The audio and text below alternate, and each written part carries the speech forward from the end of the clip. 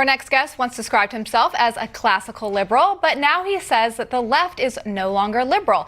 They have turned moderates and liberals into, quote, the politically homeless class.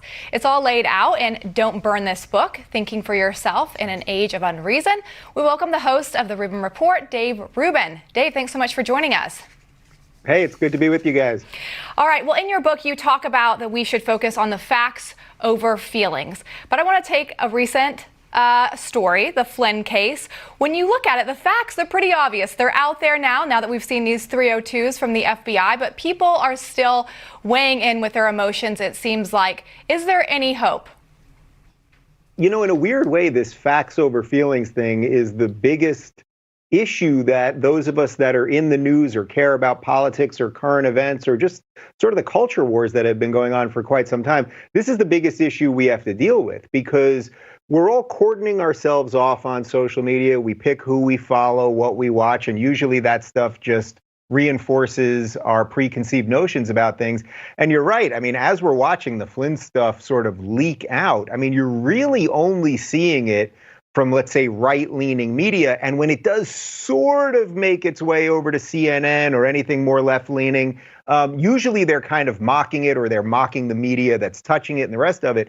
And this makes it very hard for people to ascertain what truth is, because if you're only hearing it from one side, actually one of the things I discuss in the book is that there are 4 types of fake news. And I would argue the most nefarious one of them is the stuff that the media ignores because it goes against their narrative. And I think we're seeing a version of that right now with the Flynn stuff and also what's going on with Joe Biden and Tara Reade and a couple other stories.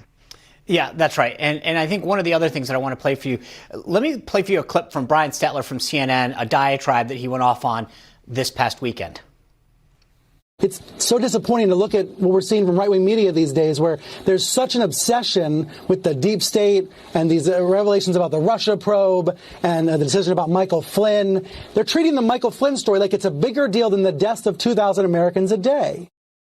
You know, Dave, I think this kind of plays into what you were just saying, and you talk about in the book, that we self-select where we get it from.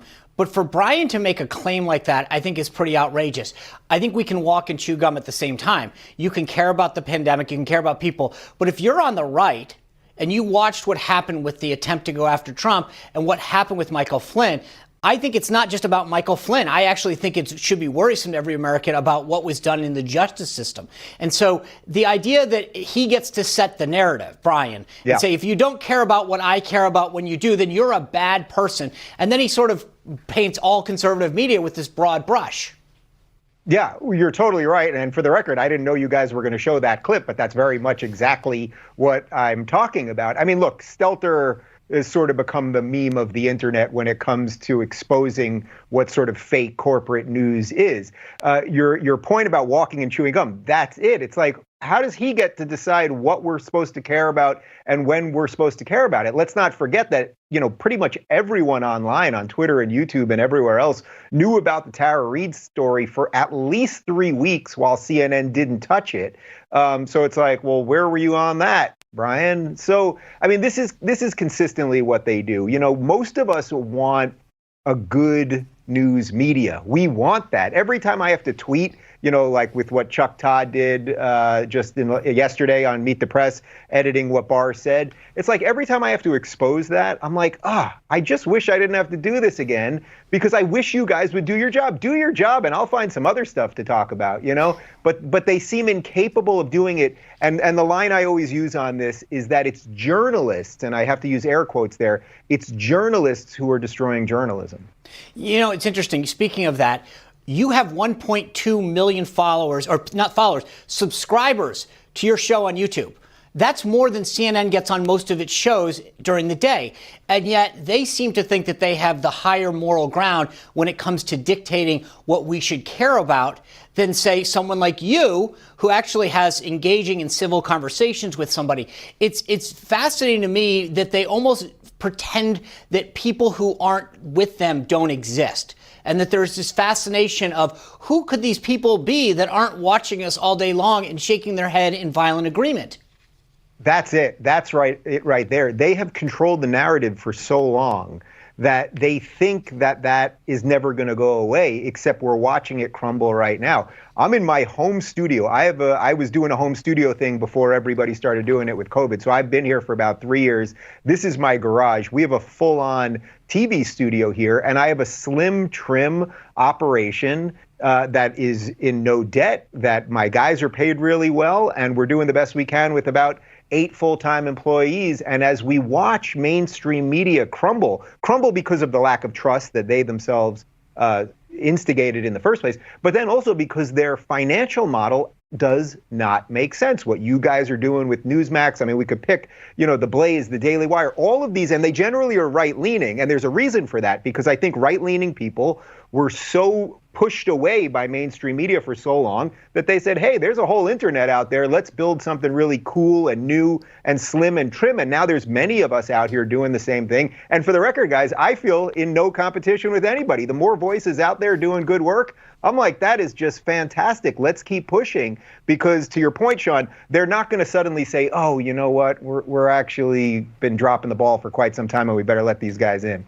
Dave, one of the things that I think is interesting, and you've been on the left, and I don't want to, you can describe where you are now, but it seems to me that when you agree with somebody on the other side, for example, Lindsay and I talked about the other day that Mika Brzezinski did a good job interviewing Biden. I mean, there was not perfect, but she did good. Guys on the right will go after you. And then when Chris Hayes on MSNBC asked some questions about Biden, the guys on the left went after him. How dare you ask that?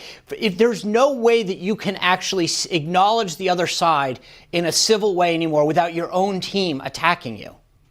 This is one of the most dangerous things that we have in politics, because first off, none of us are perfect, right? I'm an interviewer, but I'm certainly not a perfect interviewer. You guys are interviewers. That doesn't mean you're the perfect interviewer, just like Chuck Todd or Mika Brzezinski or anyone else. This need to sort of, somebody did something not exactly the way that I wanted them to do it, so now I got to destroy them. This is a big problem. I would say that generally speaking, it's much worse on the left. But as you point out, there is a version of it on the right that I think that we should all sort of be looking out for. I mean, what I can tell you is that as someone that was a progressive, I mean, I was a Bernie supporter. You can find the videos there, and now I see those as the complete antithetical views to anything else that I believe in. But as what the left has sort of done is that if you don't buy into 10 out of 10 of the things that they want, they're just pushing you out. What I think the right has done well over the last couple of years, and not all the time, but the right has basically said, hey, we got MAGA people here. We have more traditional conservatives here. We've got libertarians. We've got the sort of disaffected liberals. And let's try to figure something out. Now, that doesn't mean they're perfect at it, but I do think that the future of American politics is sort of a center-right future, which, by the way, we've seen the UK move in that direction. We've seen Australia move in that direction. We've seen Israel move in that direction. I think that Western countries are realizing you have to have some basic principles and not just govern by how you feel on any given moment. Right.